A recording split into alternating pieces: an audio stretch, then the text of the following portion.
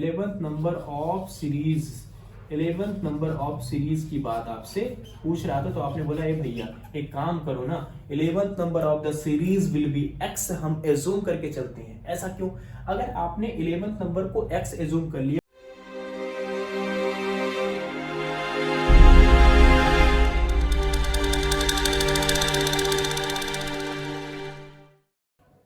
Hello guys, welcome back to my channel. तो आज का हमारा जो टॉपिक है इसरो यूडीसी, जो हमारी सीरीज चल रही थी, आज हम उसका पार्ट 2 डिस्कस करने वाले हैं। यानी कि एक सेट हमारा कंप्लीट हो चुका है, अब हम सेकंड सेट में मूव करने वाले हैं। जो भी हमारे aptitude question last year ISRO UDC में पूछे गए हैं वो वन बाय वन सीरीज हम यहाँ पे डिस्कस करने वाले हैं।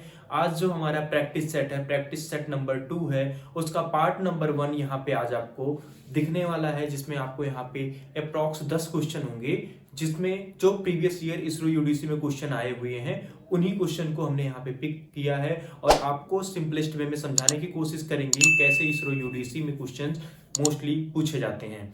अगर आपने अभी तक हमारी इसरो यूडीसी की जो पार्ट 1 और पार्ट 2 की जो ट्यूटोरियल्स है आपने नहीं देखे हैं, तो आपको आई बटन पे मिल जाएगा और उसके लिंक मैं आपको यहाँ डिस्क्रिप्शन में भी दे दूंगा। आप डायरेक्ट वहां से जाके चेकआउट कर सकते हैं और जो भी प्रैक्टिस 1 है उसे आप सॉल्व कर सकते हैं और अपने आप को ये देख सकते हैं, अपने आप को टेस्ट कर सकते हैं कि आप कितने ज्यादा स्टेबल हो चुके हैं इस इसरो यूडीसी के एग्जामिनेशन को टेस्ट देने के लिए। कह रहा है if A's income is 40% of B's income and B's income is 24% more than C's income, then by what percent C's income more than A's income? C की इनकम पूछ रहा है, किसके रिस्पेक्टिव में? A के रिस्पेक्टिव में पूछ रहा है। तो यहाँ पे पहले क्वेश्चन को आज यहाँ बात कर रहा हूँ।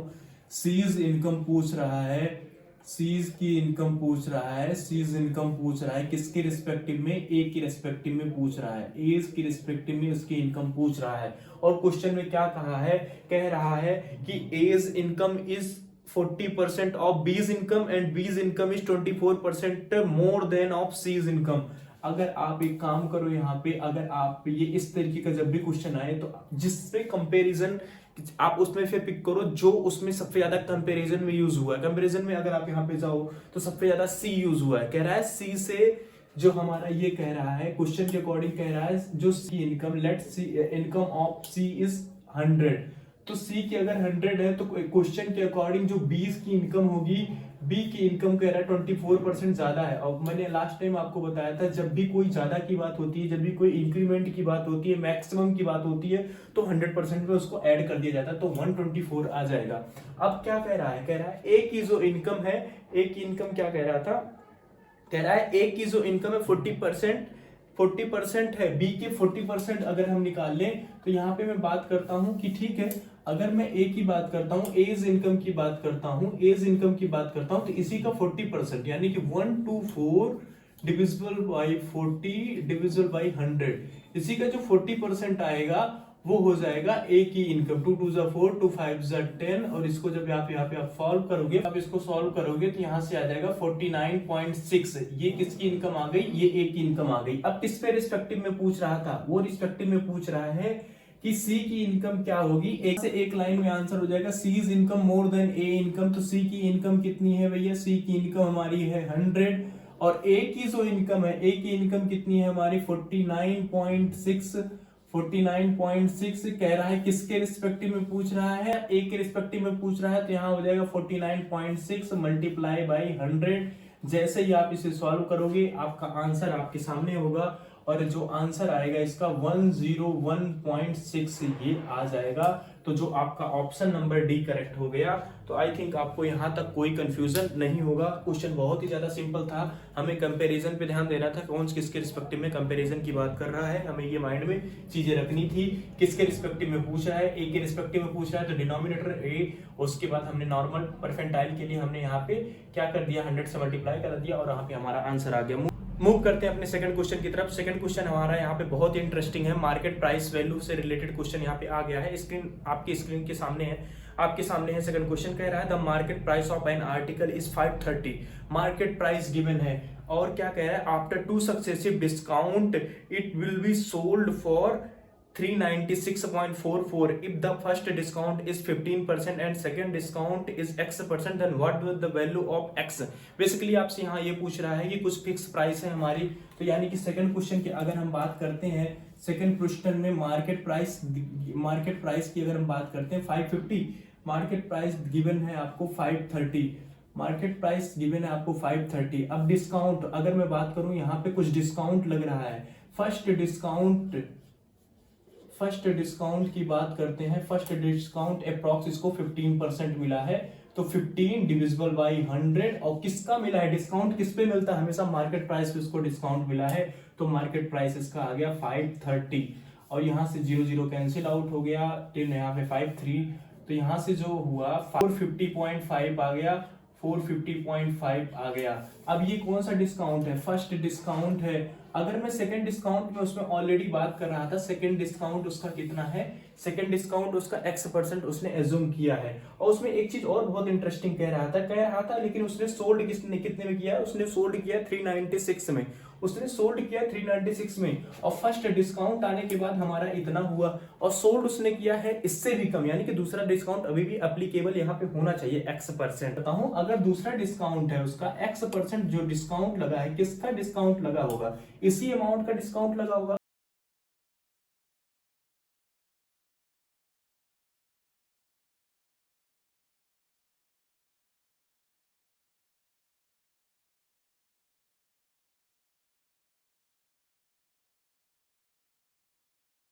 अमाउंट का डिस्काउंट लगा होगा। अब X% का डिस्काउंट निकालने के पहले आप ये देखो कि उसने सोल्ड कितने में किया है, उसने सोल्ड किया है हमारा 396 में, आई थिंक 396 में सोल्ड किया है, 396.44 में सोल्ड किया है, और उसका जो अभी अमाउंट है कितना है, 450 है। तो आप यहां से एक चीज ये देखो, टोटल अमाउंट इतना था, लेकिन उसने सोल्ड जो किया है 396.4 में सोल्ड किया है। जरा आप इसे सब्ट्रैक्ट कर दोगे, तो सब्ट्रैक्ट क्यों कर रहे हैं, सब्ट्रैक्ट इसलिए कर रहे हैं, बेसिकली यहाँ पे हम चाह रहे हैं उसे डिस्काउंट कितना मिला, हम ये चाह रहे हैं उसे सेकेंड टाउन डिस्काउंट, अमाउंट की बात कर रहा हूं मैं, अमाउंट कितना मिला। से आप इसे माइनस करा दोगे तो यहां से आ जाएगा 54.06। ये मैं अमाउंट पता चल गया हमें कि वो कौन सा अमाउंट था, वो कितना अमाउंट था जिसपे उसे डिस्काउंट मिला, 54.6। अब आपसे क्वेश्चन में क्या कह रहा है इसका डिस्काउंट परसेंटेज निकालना था। अब डिस्काउंट परसेंटेज निकालने के लिए सबसे पहले आप क्या करोगे, टोटल डिस्काउंट कितना था, टोटल अमाउंट हमारा कितना था 450.5 था, और डिस्काउंट निकालना है तो यानी कि परसेंटाइल का यूज करना है, परसेंटाइल। और जैसे ही आप इसको सॉल्व कर लोगे, आपका ऑप्शन कुछ ऑप्शन आपको गिवन है, तो यहाँ से जो आपका ऑप्शन होगा 12 वाला करेक्ट हो गया, यानी कि ऑप्शन नंबर सी यहाँ से करेक्ट हो गया। बेसिकली हमने क्या किया, पहला डिस्काउंट हमारा 450.5 इसलिए आया क्योंकि 530 का 15% डिस्काउंट था। सेकंड वाले का क्या कह रहा है, लेकिन उसने सेल कर दिया 396.4 में, 396.4 में अगर उसने सेल किया है तो यानी कि 450 तो पहले डिस्काउंट लगाने के बाद था, पहले डिस्काउंट लगाने के बाद 450 बचा था, अब 450 से भी नीचे यानी कि सेकंड डिस्काउंट लगा, तो मैंने ये अमाउंट निकाल लिया कि उसे एक्चुअल में कितना प्रॉफिट,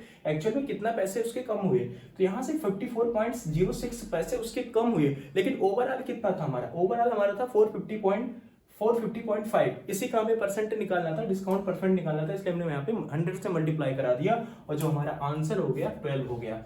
मूव करते हैं अपने आज के थर्ड क्वेश्चन की तरफ। अगर आपको इस क्वेश्चन में कोई भी डाउट या किसी भी क्वेश्चन में आपको कोई डाउट हो रहा है तो आप कमेंट सेक्शन में यहाँ पे आप पूछ सकते हो, आपको वहां पे जल्द से जल्द मैं रिप्लाई दूंगा, जल्द से जल्द आपको वहां पे आपके क्वेश्चन का डाउट क्लियर कर दूंगा। मूव करते हैं आज के थर्ड क्वेश्चन की तरफ। बहुत ही अच्छा क्वेश्चन है, इसको बहुत ध्यान से देखना है।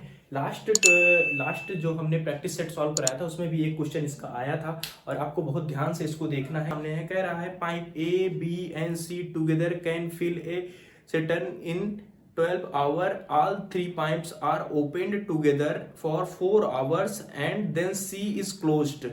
ठीक है, कह रहा है A and B together take 10 hours to fill the remaining part of the turn. C alone who fee alone will fill 2/3 of the cistern in. कह रहा है यहाँ पे आपसे क्वेश्चन पूछ रहा है C अकेले कितना ज्यादा कब उसे फिल करेगा। इस तरीके का क्वेश्चन जब भी आपको आए, सबसे पहले आपको क्या देखना है, कितने लोग काम कर रहे हैं, कितने लोग काम कर रहे हैं। भैया यहाँ पे तीसरे क्वेश्चन की बात करते हैं, 3 लोग काम कर रहे हैं। कौन कौन काम कर रहा है, ए काम कर रहा है, बी काम कर रहा है एंड सी काम कर रहा है, किसी एक टास्क को कर रहे हैं काम। ये तीनों के तीनों लोग किसी एक टास्क को काम कर रहे हैं। क्वेश्चन थोड़ा ध्यान देते हैं। कहता है ए, क्वेश्चन में कह रहा है A B C together can fill a certain, मतलब किसी टैंक को 12 आवर्स में फिल कर रहे हैं। तो मैं बात करता हूं एक बार की बात, तो ये है ए भी काम कर रहा है, सी भी काम कर रहा है, सी और टुगेदर काम कर रहे हैं। कह रहे हैं इन दोनों की जोड़ी बनी हुई है, सॉरी इन तीनों की जोड़ी बनी हुई है एक साथ काम करने की, एक साथ काम करने की इनकी जोड़ी बनी हुई है। बहुत अच्छी बात है, जोड़ी में काम करना चाहिए।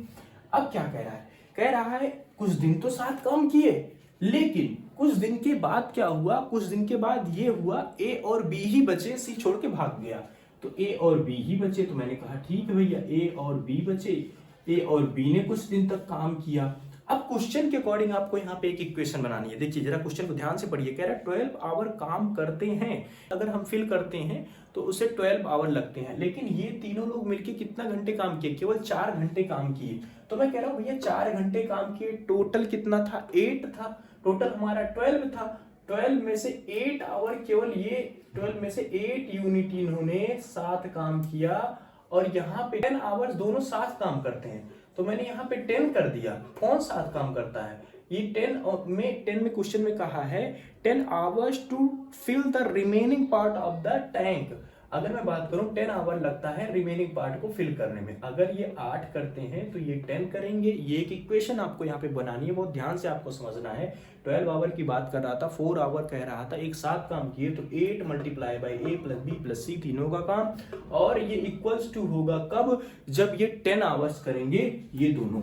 अब जरा इसको जरा डिवाइड करा लीजिए। तो यहां से अगर आप देखो ध्यान से, A plus B plus C divisible by A plus B divisible by A plus B equals to आ जाएगा 2 4 जा 8 आ जाएगा, 2 5 जा 10 आ जाएगा। तो यहां से जो आंसर आया 5/4 आ गया। ये रेशियो हमें पता चल गया। सी का पहले हम देख लेते हैं, वर्क देख लेते हैं। सी का वर्क, टोटल वर्क है हमारा, टोटल वर्क की अगर यूनिट की बात करते हैं तो सी हमारा जो वर्क करेगा, कितने आवर वर्क करेगा? कह रहा है 12 यूनिट हमारा वर्क था। अगर हमारा 12 यूनिट के आसपास वर्क था तो सी के पार्टिसिपेशन हुआ हमारा 5 डिविजिबल बाई 1, और वो कितनी की बात कर रहा है? 2 एंड थर्ड की बात कर रहा है, 2/3 की बात कर रहा है। टोटल हमारा 12, 5 हमारा सी के पार्ट हुआ, तो 2 3 जा 4 हो गया, और 3 जा 4 हो गया, 4 5 जा 5 4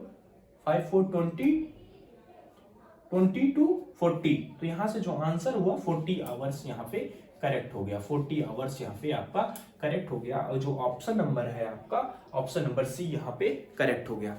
अगर आपको क्वेश्चन में कोई भी डाउट है तो आप कमेंट करके पूछ सकते हैं। क्वेश्चन आगे मूव करते हैं। आज का जो तीसरा बड़ा बेहतरीन क्वेश्चन है, ये एक लाइन का क्वेश्चन है। ये बहुत, आज का जो नेक्स्ट क्वेश्चन है ये बहुत सिंपल है, लेकिन कभी कभी लोगों को कंफ्यूज कर देता है। एक लाइन का क्वेश्चन है, 1 सेकंड यहाँ पे आपका लगेगा। 4th क्वेश्चन की बात करते हैं। क्वेश्चन आपकी स्क्रीन के सामने है। कह रहा है कि HCF ऑफ 4/5 6/8 8/25 की बात कर रहा है।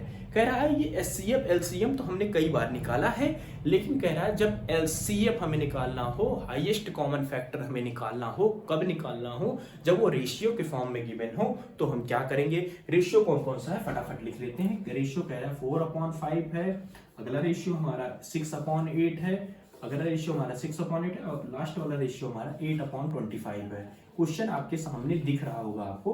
अब आपको इसका HCF निकालना है। जब भी आपको इस कंडीशन में HCF निकालना हो तो सिंपल सा एक फंडा ये है भैया, जो न्यूमरेटर है उसका HCF निकाल लो, जो न्यूमरेटर है उसका HCF निकाल लो, डिवाइडेबल बाय जो डिनोमिनेटर है उसका LCM निकाल लो।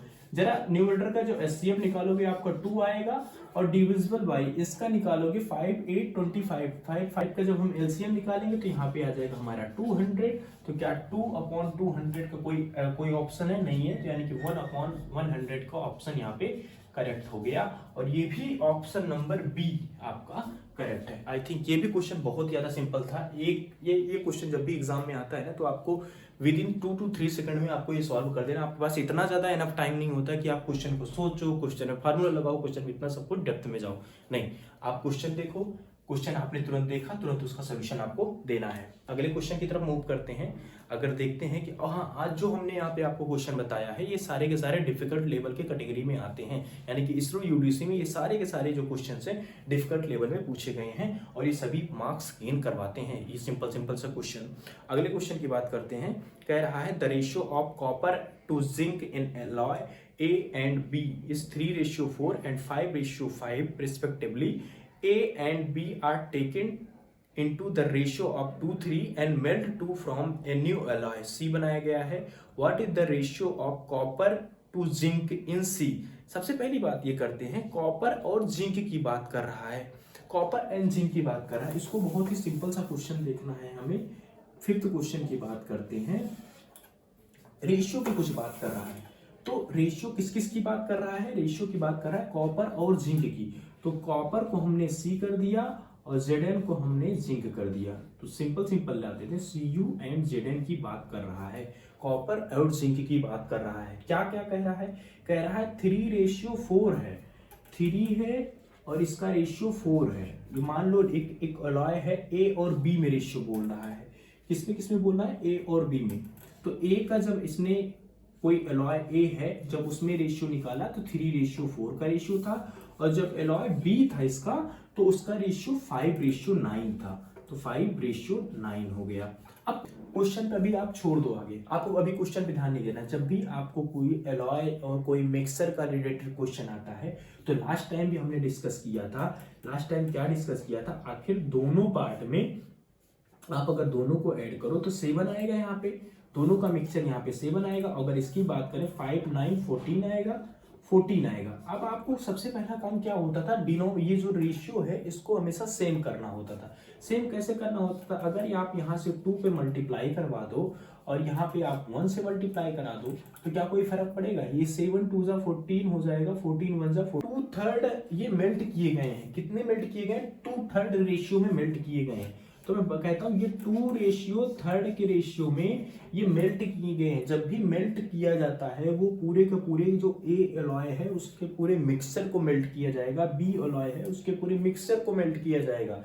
तो यानी कि जिस रेशियो में आ रहे हैं ये, उसी रेशियो में हमें इन्हें मल्टीप्लिकेशन हुआ। आपको ये आप देखो, ये जो मल्टीप्लिकेशन हुआ है अभी हमने ऐड किया है, ये मल्टीप्लिकेशन अभी हुआ है। ये ऐसा क्यों हुआ है? क्योंकि ये जो मल्टीप्लिकेशन हुआ है ये बेसिकली ये बता रहा है कि जो आपने मिक्सचर नया मेल्ट करके जो आप नया मटेरियल बना रहे हो, जो मिक्सचर बना रहे हो, उसमें आपको क्या क्या रेशियो रखना है। अब आप ये ध्यान दो, ये 7 है, इसके डिनोमिनेटर को सेम करने के लिए हमने यहाँ से 2 पे मल्टीप्लाई किया था। तो ये दोनों डिनोमिनेटर के मान लो मल्टीप्लाई कराने के लिए हमने यहाँ पे 2 से मल्टीप्लाई कराया था। अब आप ये देखो 2 यहाँ पे है, 2 2 4। अब यहाँ पे आप जरा एडिशन में जाओ, ए के एडिशन में जाओ और बी के एडिशन में जाओ एज इट इज। तो जरा ध्यान से देखो, अगर ए की बात करते हैं 2 2 4, 4 3 12 आएगा और 4 4 16 आएगा, 12:16। और इसकी बात करते हैं 3 1 3, 3 5 15 आएगा, 3 5 15 आएगा और 9 3 27 आएगा। इन दोनों का रेशियो 27 आएगा। अब इन्हीं दोनों को ऐड कर लो, 16 16।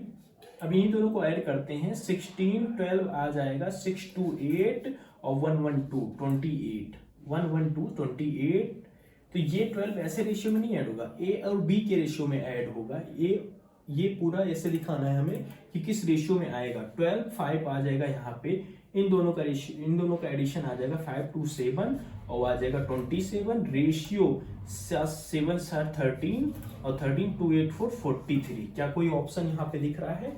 27 एलॉय 43, बिल्कुल ऑप्शन नंबर डी यहाँ पे आपका करेक्ट हो गया। आई थिंक क्वेश्चन बहुत ही सिंपल है, आपको बस ध्यान से देखना है कि डिनोमिनेटर को कैसे सेम करेंगे, कैसे एक मिक्सचर न्यू बनाएंगे, आपको यहाँ पे चीजें देखनी है। क्वेश्चन की बात करते हैं। कह रहा है a sum of 1000 amount to 1164 into year a certain rate % per annum।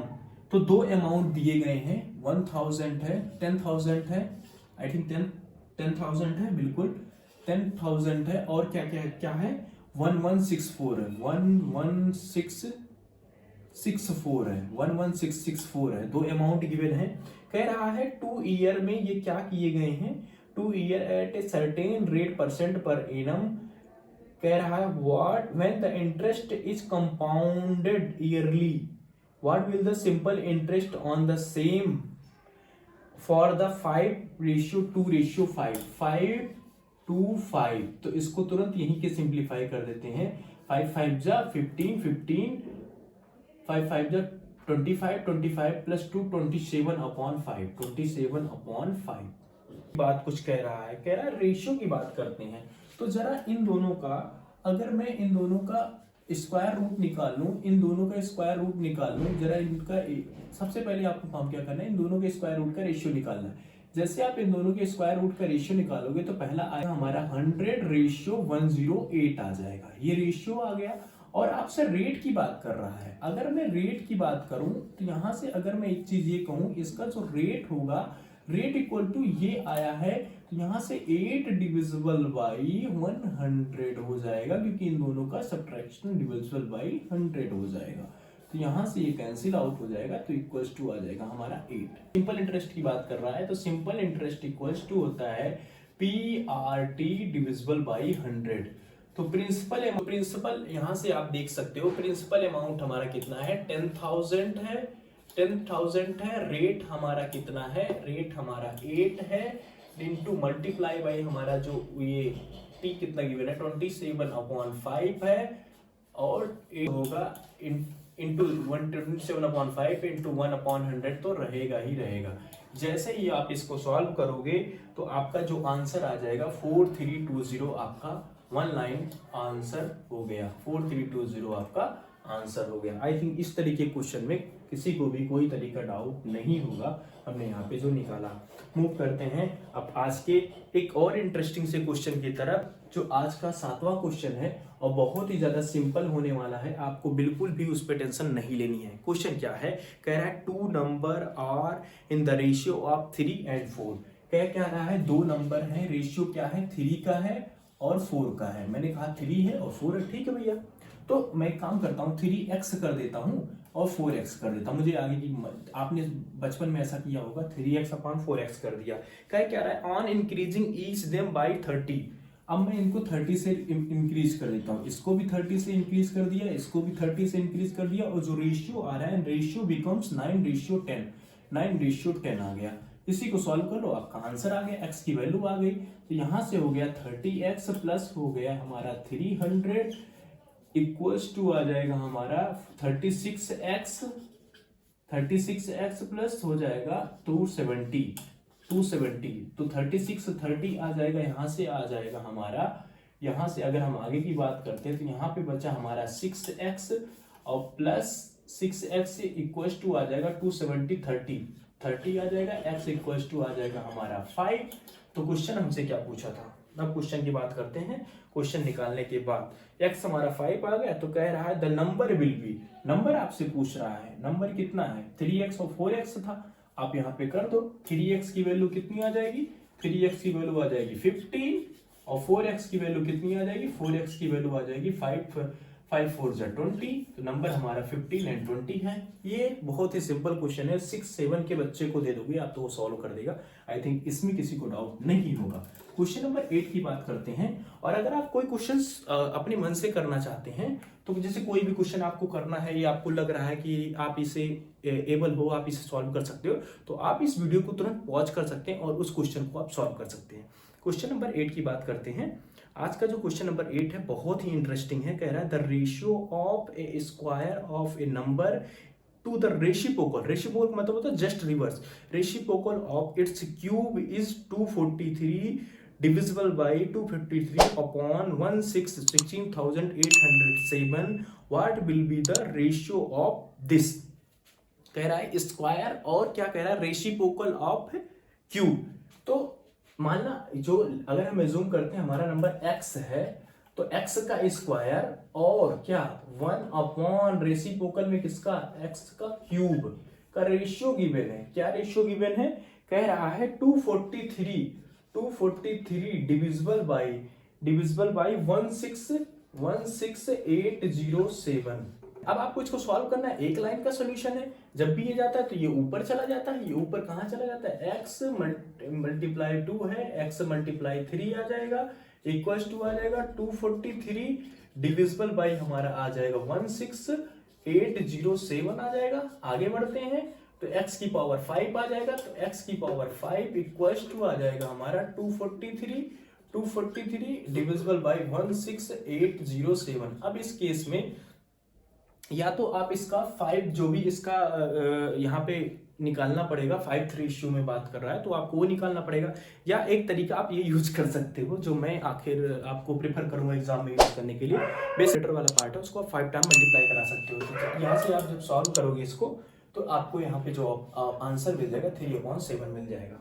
तो मूव करते हैं अपने नेक्स्ट क्वेश्चन की तरफ, जो आज का हमारा 9th क्वेश्चन है। 40% of his distance with speed of 60 kilometre and the remaining with speed of 20 kilometre, what is the average speed of the whole journey in kilometre per hour. आपको बात कर रहा है, आप डिस्टेंस मान लो, डिस्टेंस आपने मान लिया, डिस्टेंस इक्वल टू आप हो गया 5x। अगर आपने डिस्टेंस इक्वल टू 5x माना तो 40% कवर कर रहा है इसका। 40% ऑफ 5x की बात करूं, 40% ऑफ 5x की यानी कि 40 डिविजिबल बाई 100 इंटू 5x की अगर मैं बात करूं, यहाँ से 40% ऑफ 5x आ जाएगा। यहाँ पे आप जरा सॉल्व करोगे तो यहाँ पे 2x आ गया।